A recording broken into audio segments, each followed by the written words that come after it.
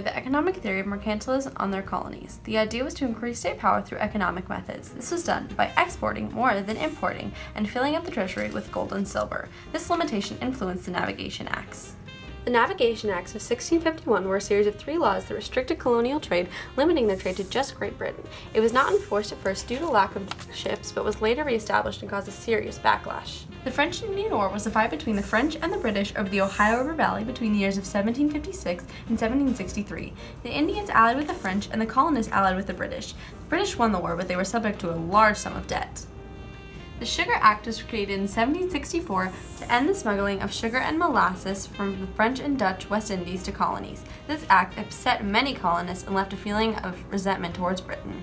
The Quarterly Act of 1765 required colonists to house British soldiers in provided barracks. This was later reformed to allow soldiers to stay in the homes of colonists without their consent. This largely enraged many of the colonists.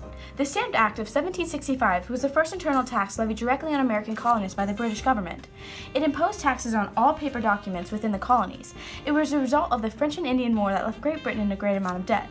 The colonists felt a great amount of injustice because they were not represented in Parliament. In 1765, after the introduction of the Stamp Act, a secretive yet dangerous group called the Sons of Liberty emerged with great influence. They violently protested the tax and would later lead to the Boston Tea Party under Samuel Adams. The Townsend Acts of 1767 imposed duties on glass, paints, paper, lead, and tea imported into the colonies. The colonists decided to boycott imported goods from Britain.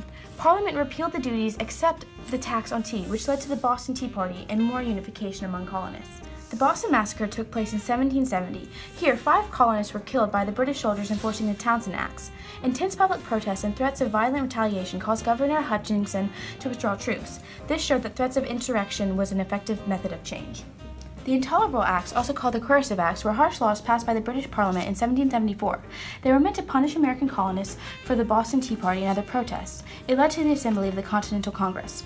In response to the Intolerable Acts, the First Continental Congress of 1774 met in Philadelphia and was attended by all the colonies but Georgia to consider redressing the colonial grievances made earlier.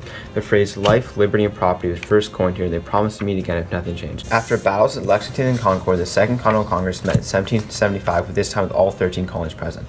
Assuming the role of government, they created the Continental Army and drafted the Olive Branch Petition, and eventually passed a Declaration of Independence in 1776. Gonna hold our revolution now, King, and we're gonna run it all our way with no more king.